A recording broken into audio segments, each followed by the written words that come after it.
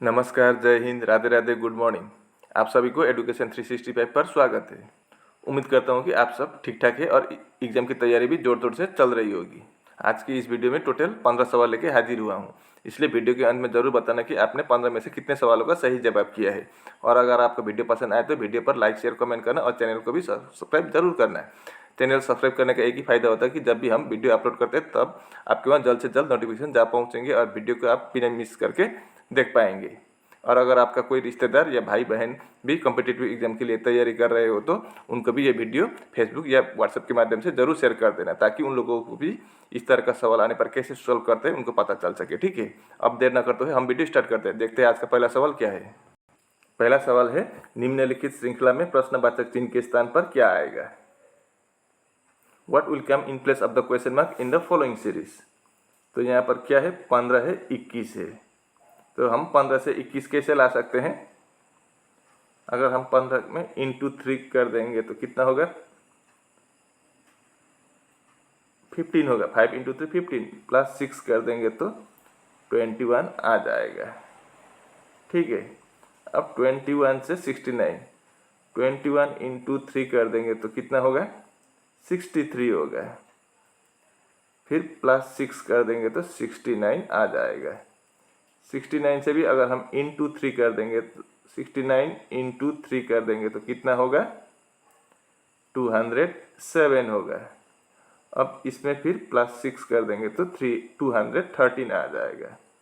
अब 213 में भी इंटू 3 कर देंगे तो कितना होगा, 639 आएगा। अब यहाँ पर भी अगर हम प्लस 6 कर देंगे तो 645 आ जाएगा। ठीक है, अब अगला भी हम 645 इंटू 3 कर देंगे तो कितना होगा, 1935 होगा। अब 1935 के साथ प्लस 6 कर देंगे तो कितना आएगा, 1941 आएगा क्वेश्चन मार्क की जगह पर। तो ये आपका किस ऑप्शन में है, आपका बी ऑप्शन में दिया हुआ है, तो आपका बी ऑप्शन सही जवाब होगा। ये रहा अगला सवाल। एक्स ए की माता है, वाई बी के पिता की बहन है,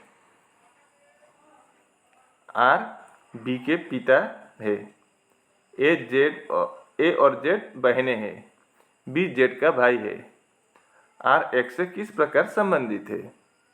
तो चलिए हम इसको बनाते हैं। तो क्या बोला है, x is the mother of A. X mother है किसका, ए का, ये हमारा हो गया। अब अगला लाइन में क्या बोला है, Y is the mother of B. Y is the sister of B's father. ये यहाँ पर वाई और बी है, लेकिन यहाँ पर वाई और बी नहीं है, इसलिए हम इसको अभी नहीं जोड़ सकेंगे, तो इसको फिलहाल छोड़ देते हैं। अब R is the father of B. अब ये भी यहाँ पर आर और बी नहीं है, तो इसको भी हम नहीं बना सकेंगे। A and Z are sisters. A और जेड क्या है, दोनों सिस्टर्स है, तो ए और जेड दो सिस्टर्स हुए। ठीक है, अब अगला लाइन में क्या बोला है, B is the brother of Z. इसको भी बना सकेंगे हम, बी कौन है, जेड के ब्रदर है, तो बी आपका ब्रदर होगा तो प्लस होगा। ठीक है, अब अगला देखते हैं यहाँ पर, R is the father of B. अब बी आया है तो हम आर को बना सकेंगे। आर कौन है, बी के फादर है, तो प्लस होगा आर। ठीक है, अब y is the sister of B's father. y कौन है, सिस्टर है बी के पापा के, बी के पापा आर है तो इसके सिस्टर होंगे कौन, y। सिस्टर हो गए तो ये माइनस होगा। ठीक है, अब देखिए x की बेटी है a, ऐसा बोला था पहले। उसके बाद क्या बोला था, a और z दो बहनें हैं। अब फिर बोला था z के भाई है b, और फिर बोला था b के पापा है r, और फिर बोला था r के बहन है y। तो यहाँ पर क्या समझा, ए जेड और बी तीनों भाई बहन है। जेड के 3 बच्चे हैं तो आर के भी 3 बच्चे हैं, क्योंकि बी का पापा है, तो ये दोनों क्या होंगे, तो फिर पति पत्नी होंगे। ठीक है, तो आर और एक्स क्या है, पति पत्नी है। इन दोनों के 3 बच्चे हैं, एक बेटा है बी और 2 बेटी है, बेटियां है, एक ए और दूसरी जेड, और आर की एक बहन है वाई। अब सवाल में पूछा है, how is R related to X. R क्या लगता है एक्स का, क्या लगेगा, हस्बैंड लगेगा, पति लगेगा। तो आपका डी ऑप्शन में हस्बैंड दिया हुआ है, तो आपका डी ऑप्शन सही जवाब होगा। उम्मीद करता हूँ कि आप इसको अच्छी तरह से समझ गए होंगे। ये रहा अगला सवाल, सादृश्य पूरा कीजिए। सिंगर इज टू ये है तो मॉन्स्टर इज टू क्या होगा, वही हमको निकालना है। कंप्लीट द एनालॉजी, तो सिंगर से ये कैसे आया वो चेक करेंगे हम, ठीक है। तो सिंगर का प्लेस वैल्यू लिखेंगे सबसे पहले हम, तो हम पहले सिंगर ही लिख देते हैं, SINGER। इसका प्लेस वैल्यू कितना है, 19 है, I का 9 है, N का 14 है, G का 7 है, E का 5 है और R का 18 है, ठीक है। अब नीचे क्या लिखेंगे हम, QGLECP। Q का प्लेस वैल्यू कितना है, 17 है, G का 7 है, L का 12 है, E का 5 है, C का 3 है और P का 16 है। अब देखिए इधर 19 इधर 17, मतलब 19 माइनस 2 कर देंगे तो 17 आ जाएगा। मैं इसका कलर चेंज कर देता हूँ, 19 से माइनस 2 करेंगे तो 17 आ जाएगा। इधर 9 है, इधर 7 है, इधर भी माइनस 2 हुआ है, 9 माइनस 2 7, इधर 14 इधर 12, इधर भी माइनस 2 है, 7 इधर भी माइनस 2 कर देंगे तो 7 माइनस 2 5, इधर 5 है इधर 3 है, माइनस 2, इधर 18 इधर 16, इधर भी माइनस 2, मतलब सभी में माइनस 2 किया गया है। अब हम मॉन्स्टर का भी उसी तरह से निकालेंगे। तो हम मॉन्स्टर लिखेंगे पहले, MONSTER।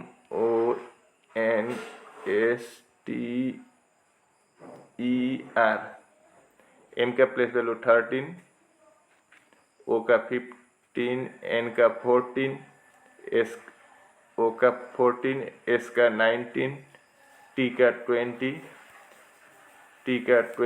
E का 5 और R का 18। अब सभी में हम क्या करेंगे, माइनस 2 कर देंगे, सभी में माइनस 2 डायरेक्ट कर लिख देता हूँ, ठीक है।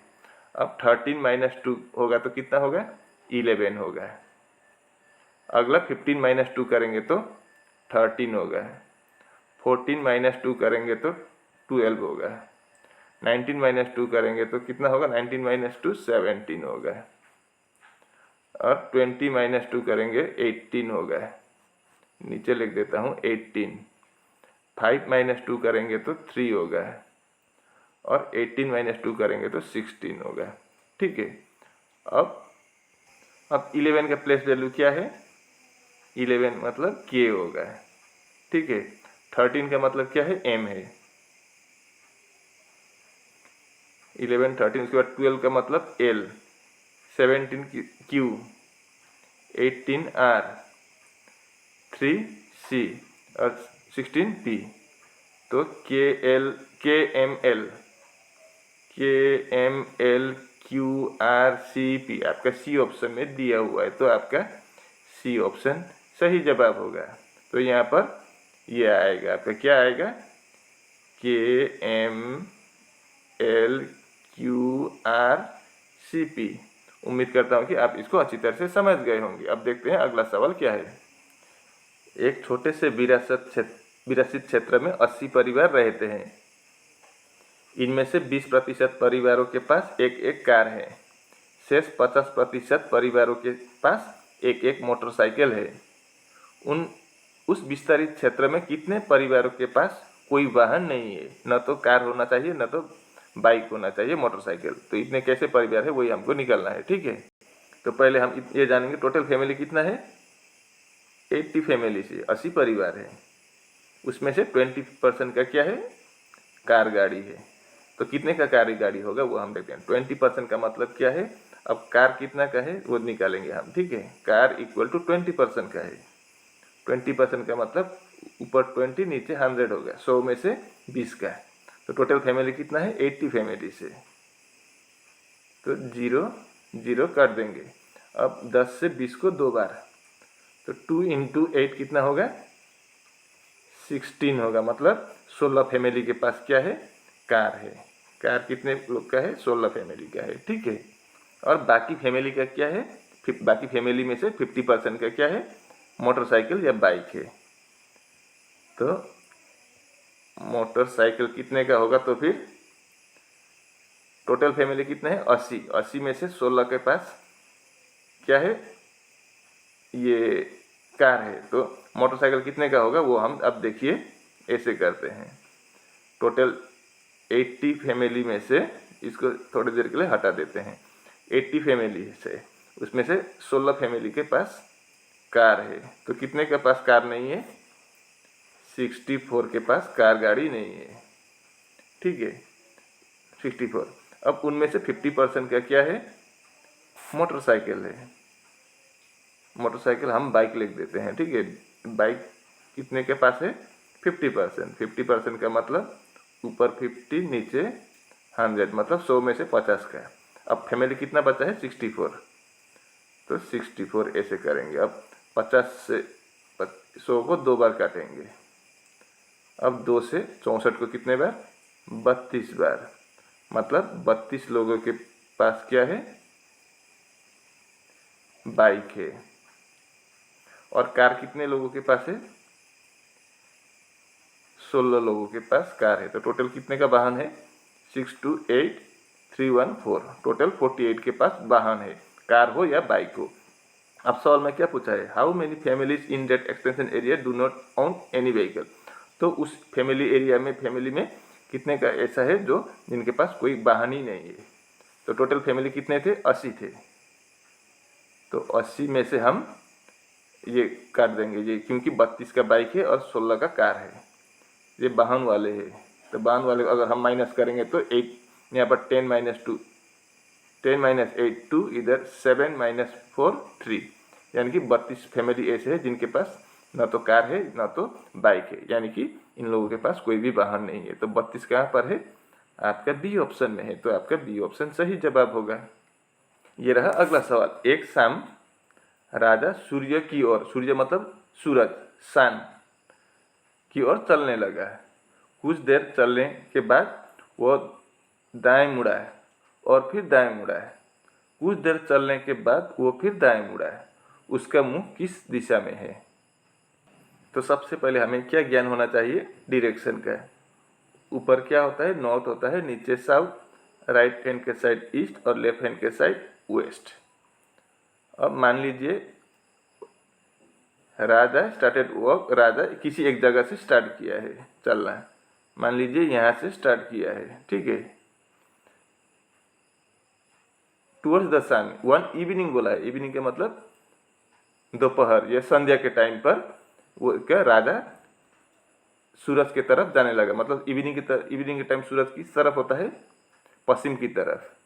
तो मान लीजिए इधर है सन, तो वो पश्चिम की तरफ आया। स्टार्टेड वॉक टुवर्ड्स द सन, मतलब सन की तरफ आ रहा है, सूरज की तरफ, सूर्य की तरफ आ रहा है। After walking a while he turn to his right, उसके बाद कुछ देर आने के बाद वो किधर मुड़ा, दाएं और मुड़ा, तो इधर चला गया। तो फिर ठीक है, दाएं और मुड़ा। यहाँ पर बोला है after walking a while he turn to his right, right की तरफ मुड़ा। And again turn to his right, फिर वो दाएं की ओर मुड़ा, फिर दाएं की ओर मुड़ा, इधर चला गया। आफ्टर वॉकिंग ए व्हाइल, फिर कुछ देर चलने के बाद ही again turn to his right, फिर वो दाएं की ओर मुड़ा, मतलब इधर आया।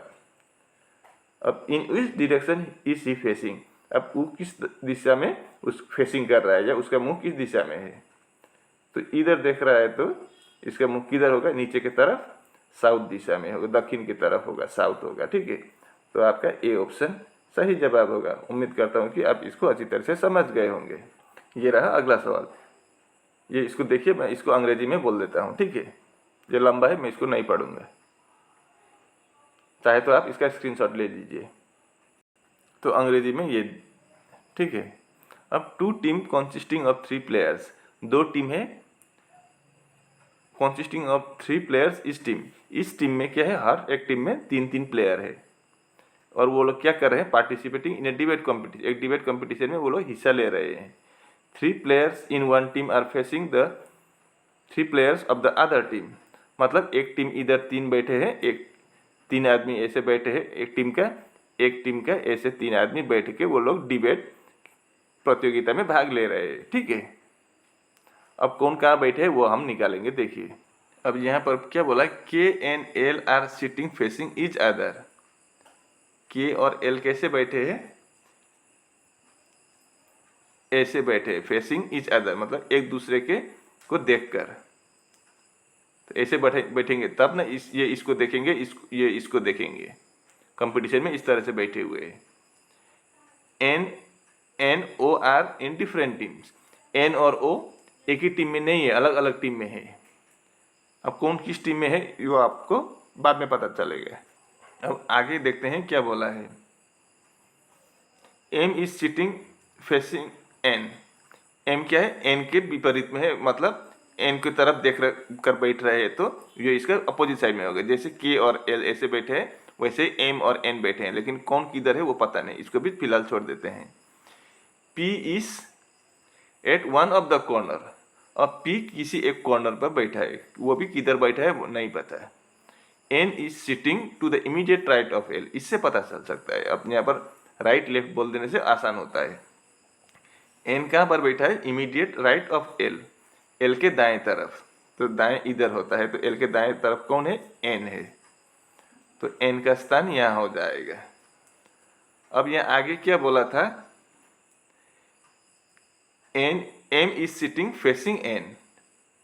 तो एन को फेस करके एम बैठा है, तो एम यहाँ हो जाएगा, ठीक है। अब अगला लाइन में क्या बोला था, N and O are in different team. N और ओ अलग अलग टीम में है, तो ओ यहाँ नहीं होगा, तो ओ यहाँ हो जाएगा, क्योंकि एन और ओ अलग अलग टीम में है।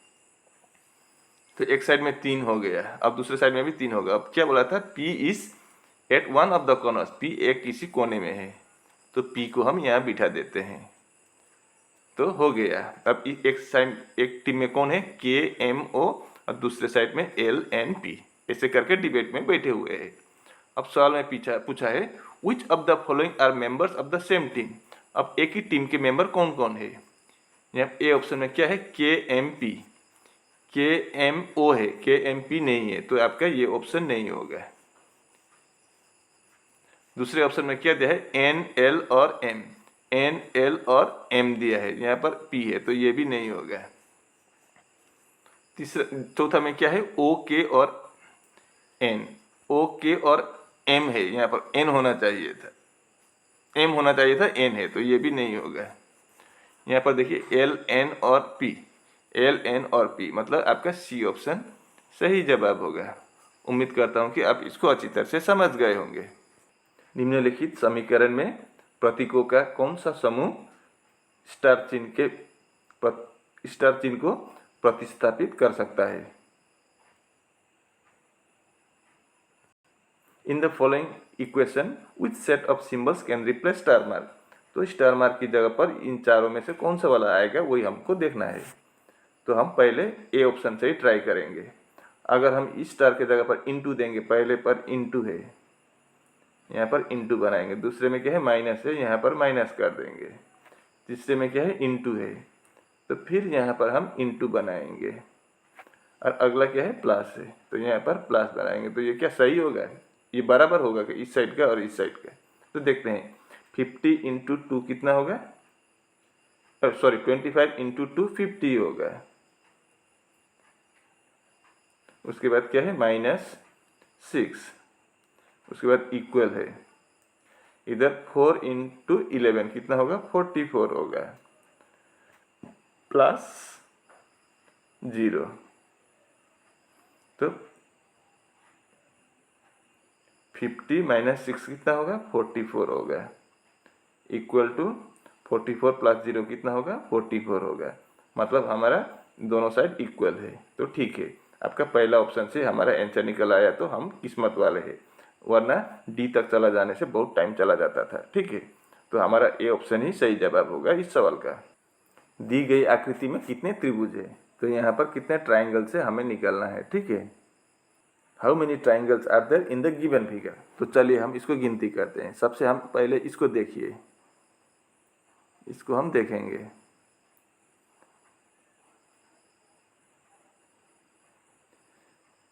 1 2 3 4 5 6, कितना है 6 है। तो इसका फार्मूला क्या है 6 इंटू 2 12, इधर से 12 आ गया।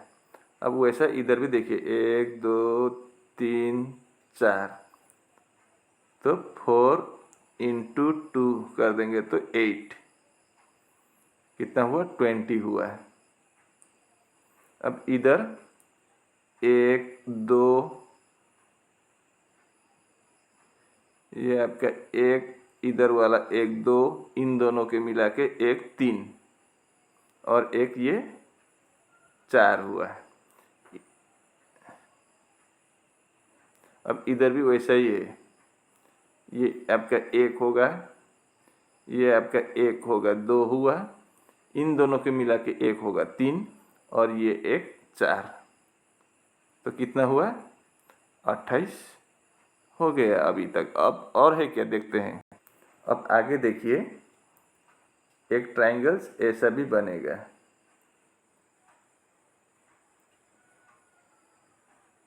एक हुआ, ठीक है। अब यहाँ बीच से इधर भी एक बनेगा, कितना हुआ 2 हुआ। अब देखिए यहाँ बीच से अगर हम ऐसे बनाए तो इधर एक होगा, कितना हुआ 3 हुआ। अब यहाँ से इधर एक बनाए तो 4 हो गया, ठीक है। अब और देखिए यहाँ बीच से 4 तो हो गया है हमारा, वो लिखा ही नहीं है हमने। अब ऐसे करके इस साइड का एक होगा, 5 हुआ यहाँ तक। अब इस साइड का भी एक होगा, तो और 6 हुआ। तो 28 के साथ +6 करेंगे तो कितना होगा 34। तो इस फिगर में टोटल आपको कितना ट्राइंगल्स मिलेगा 34। आपका ए ऑप्शन सही जवाब होगा। निम्नलिखित प्रश्न में दिए गए विकल्पों में से लूप संख्या चुनिए, मतलब यहाँ पर क्या आएगा वही हमको निकालना है। In the following question select the missing number from the given responses, तो यहाँ पर क्या आएगा वही हमको निकालेंगे। अब ऐसे कैसे निकालेंगे, यहाँ पर 3 4 5 है, उसके आगे 30 है 68 है, तो यहाँ पर क्या होगा। तो यहाँ पर क्या लॉजिक है देखिए, हम इस तरह से बनाएंगे, इसके साथ इसको संबंधित करेंगे, ठीक है। तो 3 से 30 कैसे लाएंगे, अगर हम 3 का क्यूब कर देंगे तो कितना होगा 27 होगा, ठीक है। अब फिर उसमें +3 कर देंगे तो 27 + 3 30, तो यही 30 है ये, ठीक है। अब अगला में हम 4 और 68 मिलाएंगे, तो कैसे करेंगे, अगर हम 4 का क्यूब कर देंगे तो कितना होगा 4 × 4 × 4 64 होगा। अब उसमें फिर हम पहले के जैसे ही करते हैं, यहाँ पर 4 इसको 64 कर देंगे, 4 का क्यूब 64। उसके बाद क्या किया, यहाँ पर +3 किया, तो 3 था इसलिए 3, यहाँ पर 4 है इसलिए हम 4 कर देंगे, तो 64 + 4 कितना होगा 68। तो यहाँ पर 68 इस तरह से आया है। अब इसका भी हम निकालेंगे, तो हम 5 का क्यूब कर देंगे, कितना होगा 125 होगा, तो यहाँ पर हम +5 कर देंगे,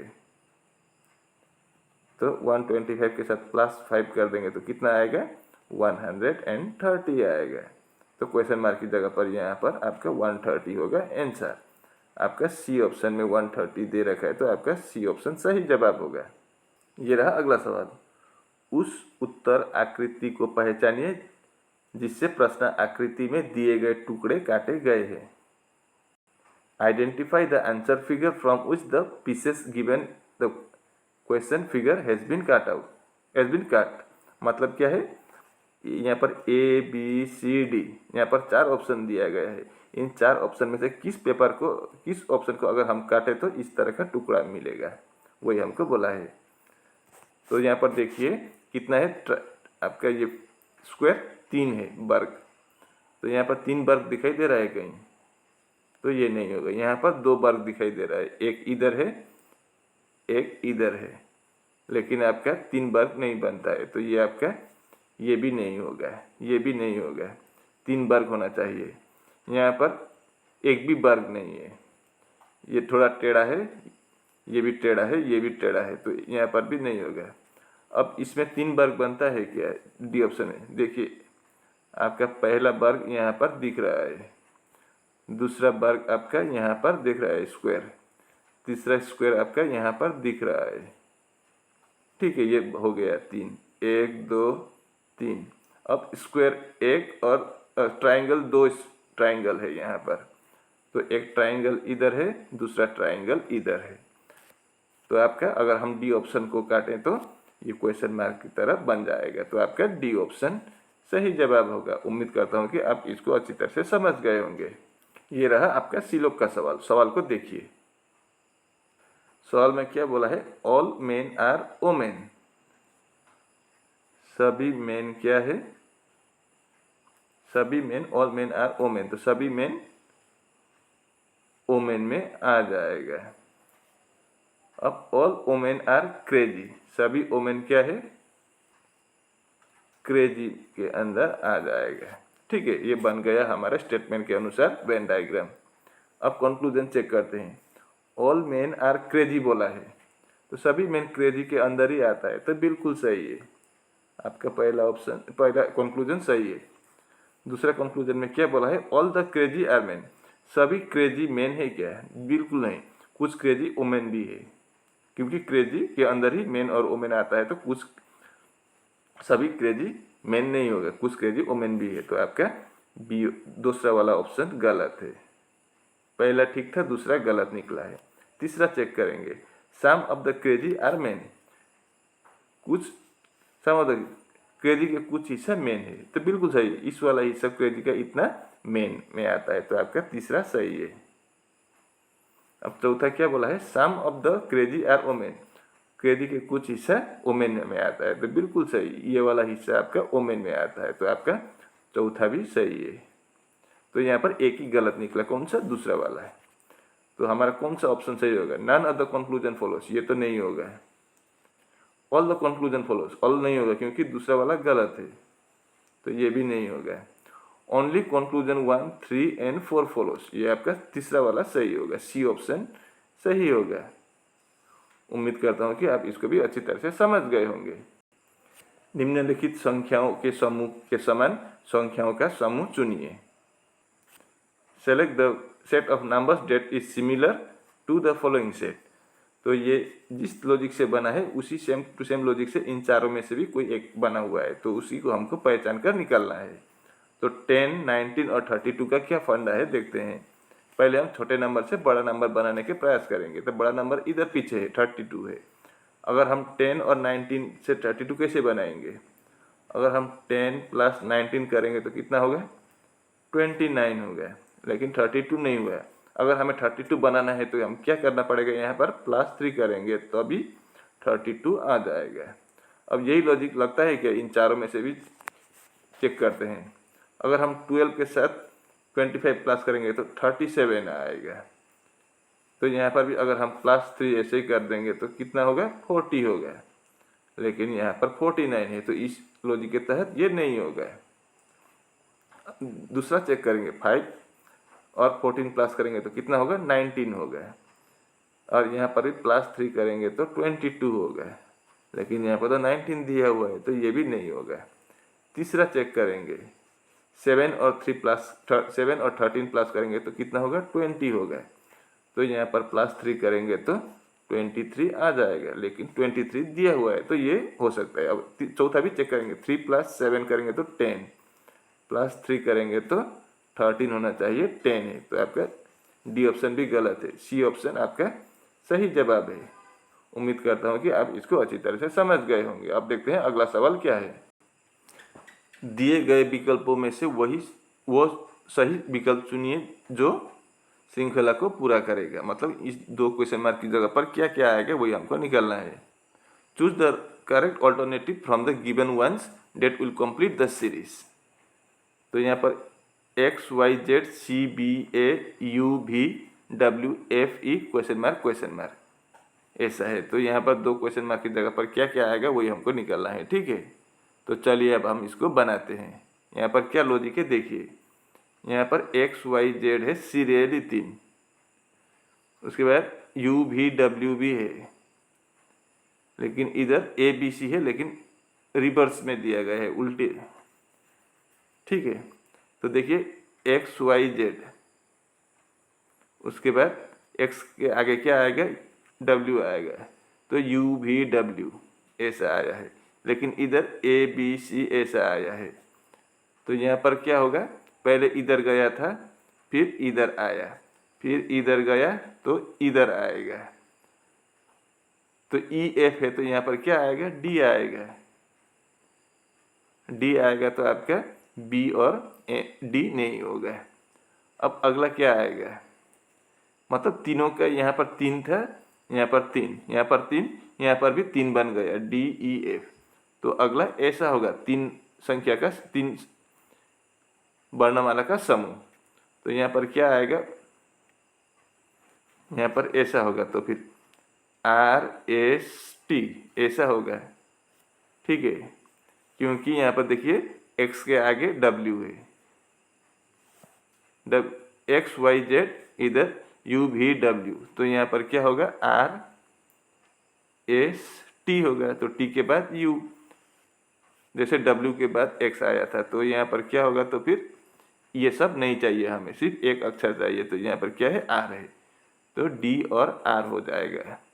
उम्मीद करता हूँ कि आप इसको भी अच्छी तरह से समझ गए होंगे। अब देखते हैं अगला सवाल, कौन सा क्रमांकित क्षेत्र महिला स्नातक पुलिस को दर्शाता है।